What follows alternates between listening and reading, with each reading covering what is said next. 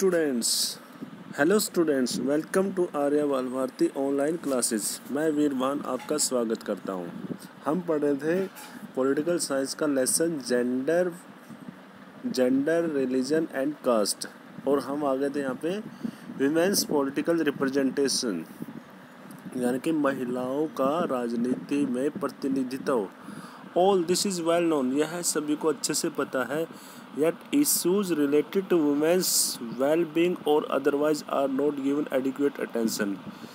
या तो महिलाओं के मुद्दों को अच्छे से यानी कि जो कि महिलाओं से संबंधित है, महिलाओं के भलाई के लिए वेल-बीइंग यानी कि महिलाओं के अच्छे के लिए जितने भी मुद्दे हैं, या तो उनको उठाया ही नहीं जाता, otherwise not given adequate attention, या ही फिर उनकी तरफ अच्छे से ध्यान भी नहीं दिया जाता, यानी कि उनकी तरफ ध्यान ही नहीं दिया जाता महिलाओं से संबंधित जितने मुद्दे होते हैं। This has led many feminist and women movement to conclusion, जिससे कि बहुत सारे जो फेमिनिस्ट होते जो महिलावादी थे, यानी कि महिलाओं के पक्षधर थे जो, और वुमेन्स मूवमेंट और महिलाओं के जितने भी आंदोलन थे, वो इस निष्कर्ष पर आए that unless women control power their problem will not gate adequate attention, यानी कि जब तक महिलाएं सत्ता पे काबिज नहीं हो जाती तब तक उनके ऊपर उचित ध्यान नहीं दिया जाएगा।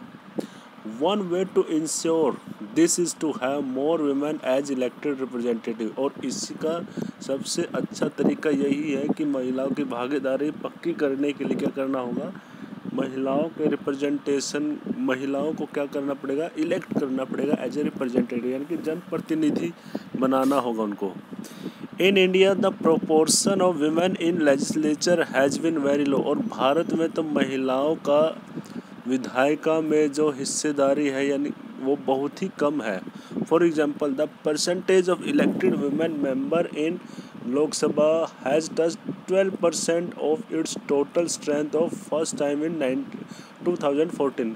उदाहरण के तौर पे हम यही देख सकते हैं कि महिलाओं की 12% भागीदारी पार्लियामेंट में, हमारी विधानसभा में जो 2014 का इलेक्शन हुआ था विधानसभा के जनरल इलेक्शन में, तो फर्स्ट टाइम 12% टच किया था महिलाओं की महिला नेताओं का, यानी कि पूरी टोटल पार्लियामेंट्री नेताओं में जितने भी वहाँ पे नेता थे उनमें से 12% पहली बार हुई थी महिलाएं। Their share in the state assembly is less than 5%, और उनका राज्यों की विधानसभाओं में तो इससे भी ज़्यादा बुरा हाल है, वहाँ तो 5% से कम भागीदारी है महिलाओं की असेंबली में।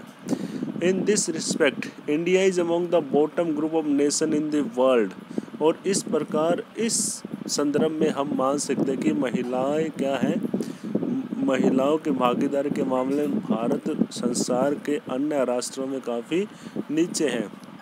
India is behind the average of several developing countries of Africa and Latin America, और इंडिया इस प्रकार बहुत सारे जो औसत अफ्रीका और लैटिन अमेरिका के नेशन है यानी कि देश है, उनसे भी काफ़ी पीछे है।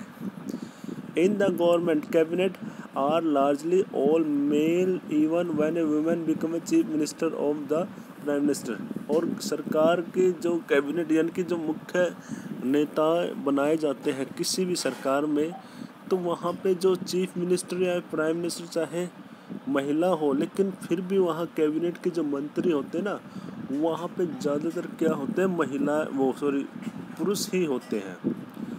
One way to solve this problem is to make it legally binding to have their proportion of women in elected body। तो इस समस्या को सुलझाने का एक ही तरीका है कि उनको कानूनी तौर पे बाध्य कर दिया जाए कि महिलाओं का proportion in the elected bodies, यानी कि जितने भी चुनाव होंगे वहाँ पे महिलाओं की भागीदारी को क्या कर दिया जाए, प्रोपोर्शन को क्या कर दिया जाए, उनको बाइंडिंग कर दिया जाए चाहिए कानूनी तौर पे कि ये इतने प्रतिशत महिलाओं की सीटें यहाँ पे होंगी।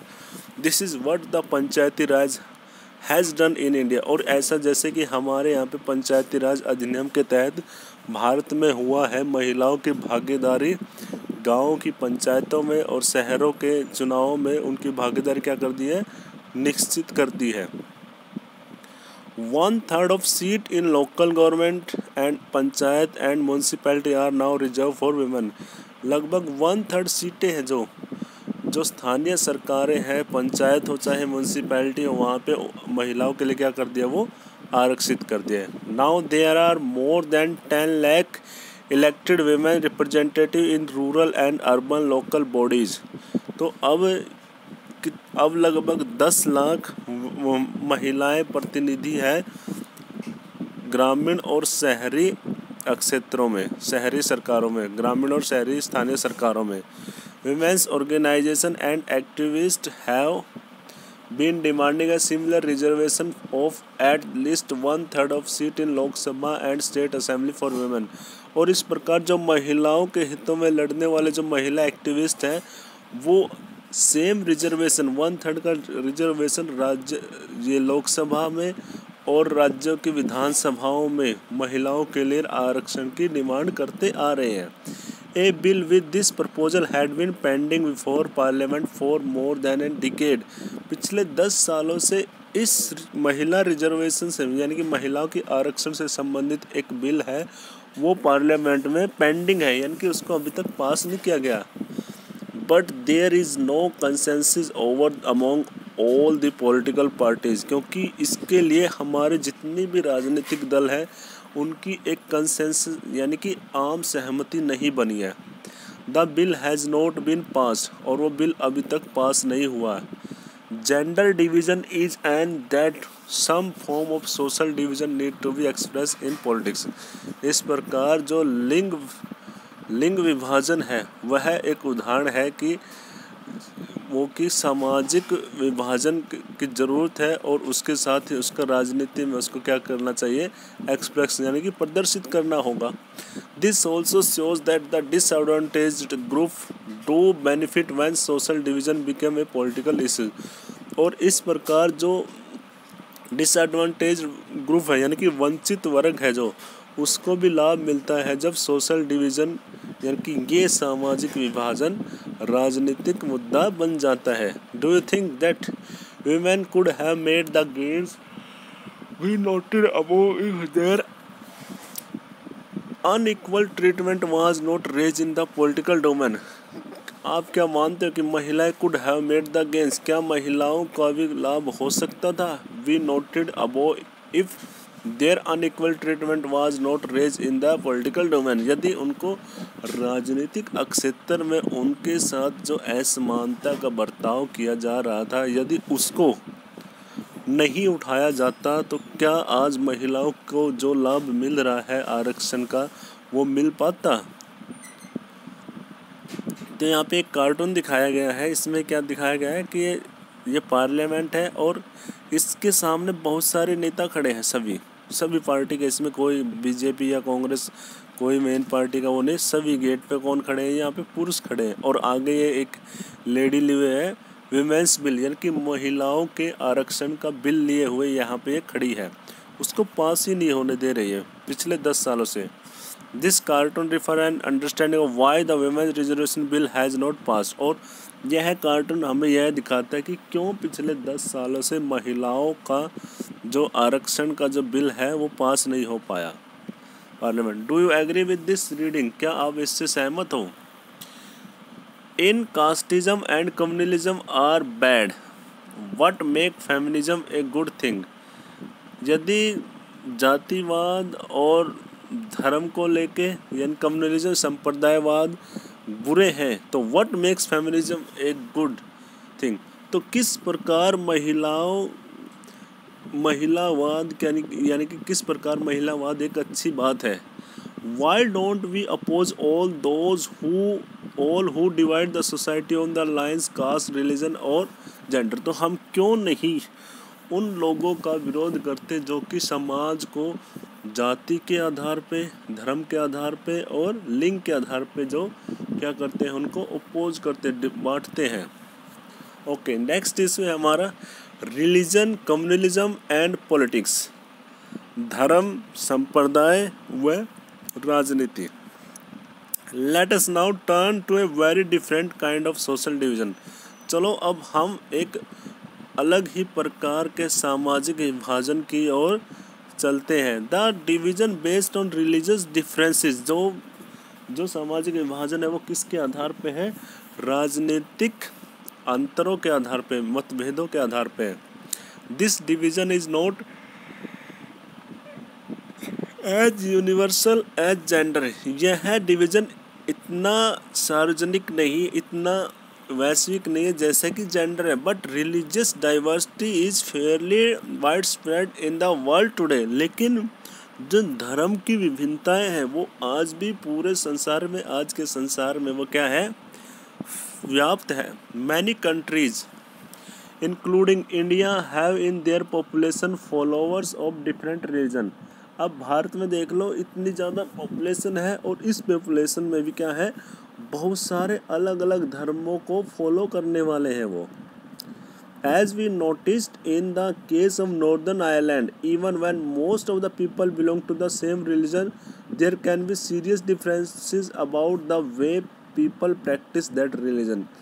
जैसा कि हमने नॉर्दर्न आयरलैंड के केस में पढ़ा था, नोटिस किया था कि even when most of the people belong to the same religion, जब ज़्यादातर किसी देश के लोग एक ही धर्म से संबंध रखते हैं तो there can be serious differences, तो वहाँ पे भी एक बड़ा ही गंभीर क्या हो सकता है? अंतर हो सकता है। About the way people practice that religion, कि किस प्रकार से लोग रिलीजन को क्या करते हैं? अपनाते हैं। Unlike gender differences, the religious differences are often express in the field of politics. Gender differences के जैसे कि जेंडर डिफरेंसेस है, ऐसे ही जो धर्म का जो मतभेद है वो भी पूरी तरह से राजनीतिक क्षेत्र में उसको भी पूरी तरह से यूज किया जाता है आजकल। यहाँ पे ये लड़की का एक कार्टून बना रखा है, कह रही आई एम नॉट रिलीजियस, मैं धार्मिक नहीं हूँ। Why should I bother about communalism and secularism, ये क्वेश्चन यही करते हैं यहाँ पे। ये क्लास की, जैसे क्लास चल रही है, क्लास में लड़की है, यानी कि कोई स्टूडेंट है, लड़की भी हो सकता है लड़का भी, तो वो इस मुद्दे को उठा रहा है कि मैं धार्मिक नहीं हूँ। Why should I bother about communalism and secularism, तो मुझे संप्रदायवाद में और धर्मनिरपेक्षतावाद में क्यों उसकी टेंशन लेनी चाहिए, यानी कि क्यों उसके बारे में चिंता करनी चाहिए। कंसिडर द फॉलोइंग, अब ये कुछ रिलीजन को लेके कुछ स्टेटमेंट हैं, उनके ऊपर आप सोचो पहले तो। Gandhi ji use to say that religion can never be separated from politics. Gandhi ji कहा करते थे कि धर्म को राजनीति से कभी भी अलग नहीं किया जा सकता। What he meant by religion was not any particular religion like Hinduism or Islam, but moral values that inform all religions. या उनके लिए, उनके अनुसार रिलीजन का मतलब ये नहीं था कि हिंदुइज्म यानी कि हिंदूवाद और इस्लाम, उनके लिए रिलीजन का मतलब था मोरल वैल्यूज़, वो नैतिक मूल्य जो कि सभी धर्मों में होते हैं, और सभी धर्मों को भी वो यही इन्फॉर्म करना चाहते थे कि जो मोरल वैल्यूज़ हैं उनको अपनाओ। जैसे आज के टाइम में कुछ लोग इस्लाम को लेके वायलेंस करते, कुछ हिंदुइज्म को लेके वायलेंस करते, तो वो रिलीजन में नहीं आता, वो क्या आता है? वो टेररिज्म में आता है। सीधी सी बात है, रिलीजन में आता है मोरल वैल्यूज़, यानी कि जो नैतिक गुणों को अपनाते हो और समाज को सुधारते हो, वो रिलीजन है।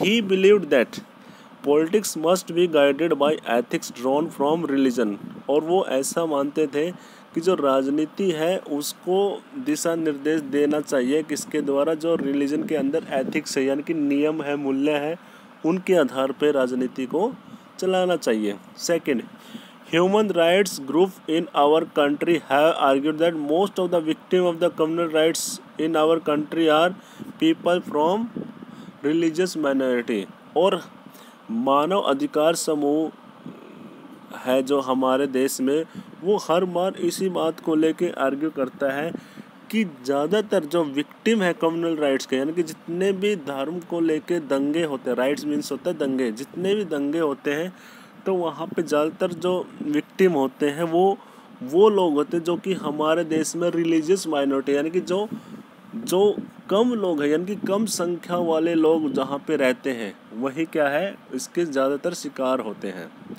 दे had demanded that the government take special step to protect religious minority, और वो इसी बात की डिमांड करते रहते हैं कि सरकार को इन धार्मिक अल्पसंख्यकों की सुरक्षा के लिए कदम उठाने चाहिए। Third, women's movement has argued that family law for all religion discriminate against women. women movement में पहले हमने महिला आंदोलन में पढ़ा था कि जो फैमिली लॉज है यानी कि परिवार को लेके जितने भी नियम है सभी धर्मों के, वो क्या करते हैं, वो डिस्क्रिमिनेट करते हैं वीमेन के अगेंस्ट, यानी कि वो वीमेन में मतभेद, वो भेदभाव करते हैं। So they have demanded that government should change these law to make them more equitable, और इसीलिए वो इस बात की डिमांड करते हैं, यह मांग करते हैं कि सरकार को इस प्रकार से बदलना चाहिए नियमों को, कानूनों को, जिससे कि सभी के सभी क्या हो जाए, इक्विटेबल यानी कि समान हो जाए। All these instances involve a relationship between religion and politics, और ये सारे के सारे जो उदाहरण हैं वो धर्म और राजनीति के अंदर क्या शो कर रहे हैं, वो उनके अंदर संबंध को दर्शा रहे हैं। But they do not seem very wrong और डेंजरस, वो न तो ज़्यादा गलत लग रहे न ही और या फिर खतरनाक नहीं लगते। Ideas and values drawn from different religions can and perhaps should play role in politics, यानी कि जो विचार है या जो आदर्श है, जो मूल्य है, जो कि अलग अलग धर्मों से लिए जा सकते हैं, उनको शायद शायद राजनीति में बहुत ही इम्पोर्टेंट रोल अदा कर सकते हैं, यानी कि राजनीति में सुधार ला सकते हैं। किसी भी धर्म का कोई भी आइडिया हो, कोई भी वैल्यू हो, उनको ले सकते हैं राजनीति में। People should be able to express in politics their needs, interest and demand as member of religious community, और लोगों को राजनीति में क्या मुद्दे उठाना चाहिए, देयर नीड्स यानी कि उनकी जो ज़रूरतें हैं, उनके जो हित है या उनकी जो मांगे हैं, as a member of religious community, यानी कि जो जिस भी धार्मिक समुदाय के वो मेंबर हैं, उनको उनसे संबंधित जो भी ज़रूरतें हैं, उनके हितों की रक्षा के लिए वो आवाज़ उठानी चाहिए। Those who hold political power should sometime be able to regulate the practice of religion so as to prevent discrimination and oppression, और जो राजनीति के अंदर सत्ता में है उनको भी इन धर्म से रिलेटेड जो भी प्रैक्टिसेस होती हैं, यानी कि धर्म से लेकर जो भी प्रक्रिया होते हैं, उसको भी उन्होंने रेगुलेट यानी कि कंट्रोल करना चाहिए, ताकि वो क्या कर सकें कि जो धर्म को लेके जो डिस्क्रिमिनेशन है यानी कि मतभेद है या भेदभाव है या फिर शोषण है, उसको प्रिवेंट यानी कि रोका जा सके। These political acts are not wrong as long as they treat every religion equally. तो ये जो राजनीतिक जो एक्ट है यानी कि कार्य है वो गलत नहीं होंगे जब तक कि हम उनको सभी धर्मों को इक्वली ट्रीट करेंगे, यानी कि सभी धर्मों को हम एक समानता से क्या करेंगे, उनको ट्रीट में करेंगे, ठीक है, यानी कि उनसे एक जैसा व्यवहार करेंगे, ठीक है। तो ये आज पढ़ा हमने रिलीजन के बारे में, कल हम पढ़ेंगे कम्युनलिज्म के बारे में, यानी कि संप्रदाय क्या होता है। Okay students.